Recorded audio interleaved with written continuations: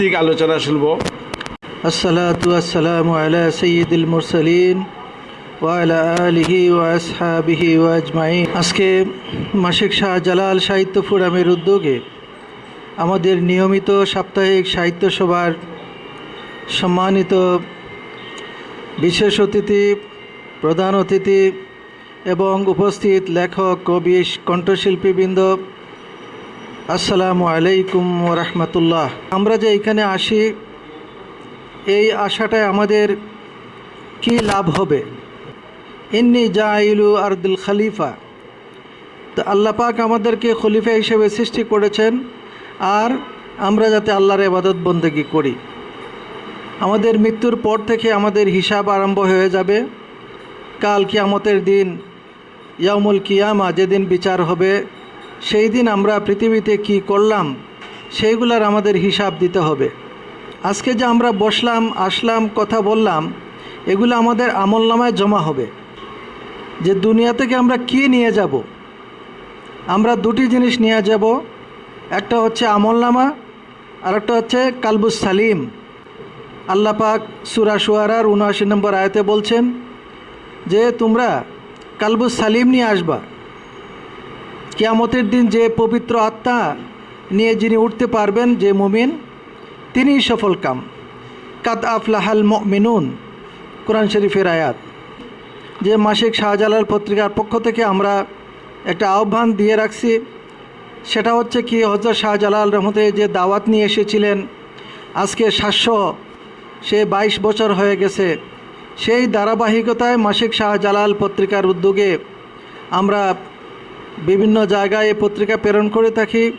সাহিত্য চর্চার জন্য আমরা মাসিক শাহজালাল সাহিত্য ফোরামের কাজ করে যাচ্ছি। ইতিমধ্যে আপনারা জানেন যে মাসিক শাহজালাল সাহিত্য ফোরামের 506তম সাহিত্য সভা আমরা করতেছি। তো এই আমাদের পত্রিকার পক্ষ থেকে যে আহ্বান, সেটা হচ্ছে প্রথম ব্যক্তিজীবন। এক, ব্যক্তিজীবন লা শরীক আল্লাহ, হযরত আদম আলাইহিস সালাম থেকে শুরু করে সর্বশেষ ও সর্বশ্রেষ্ঠ নবী ও রাসূল সাইয়্যিদুনা মুহাম্মদ মুস্তাফা সাল্লাল্লাহু আলাইহি ওয়াসাল্লামের মাধ্যমে দ্বীন আল ইসলামের বিধিমালা।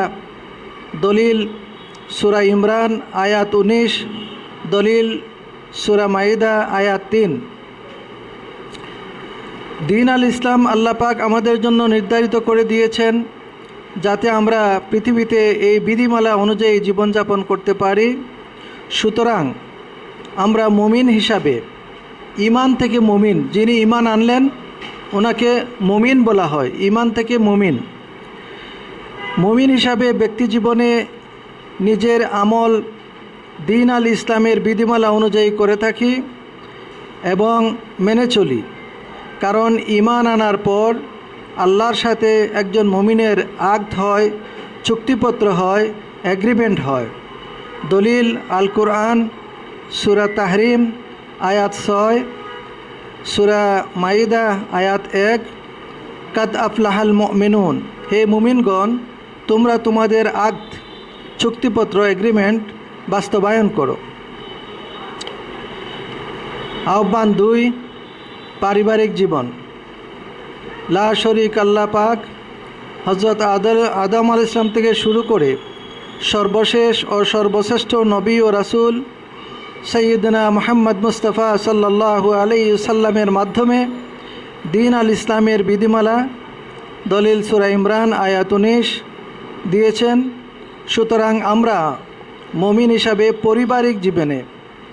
পারিবারিক জীবনে পরিবারের সবাই মিলে দ্বীন আল ইসলামের বিধিমালা পালন করি, আমল করি, কায়েম করি। কারণ ঈমান আনার পর আল্লাহর সাথে একজন মুমিনের আকদ হয়, চুক্তিপত্র হয়, এগ্রিমেন্ট হয়। দলিল সূরা তাহরিম আয়াত 6, সূরা মাইদা আয়াত 1। 3 নম্বর আহ্বান হচ্ছে যে মুমিনের শত্রু শয়তান, নফসে আম্মারা। আমরা মুমিন হিসাবে আমাদের শত্রু শয়তান ও নফসে আম্মারা থেকে বাঁচার জন্য তাকওয়ার পথ অবলম্বন করি।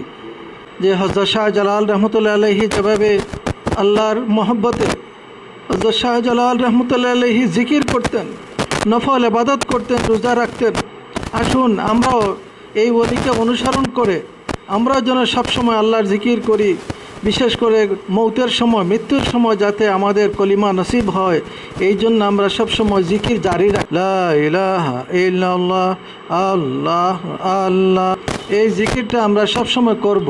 একটা আঙ্গুল যেভাবে ব্যথা হইলে সমস্ত শরীর ব্যথা হয়, একজন মুমিনের কষ্ট হইলে সমস্ত উম্মতে মোহাম্মদই সেই ব্যথা অনুভব করতে হইব। ধর্মীয় অনুষ্ঠানে উপস্থিত থাকতে পারি, আল্লাহ আমাদেরকে তৌফিক দান করো।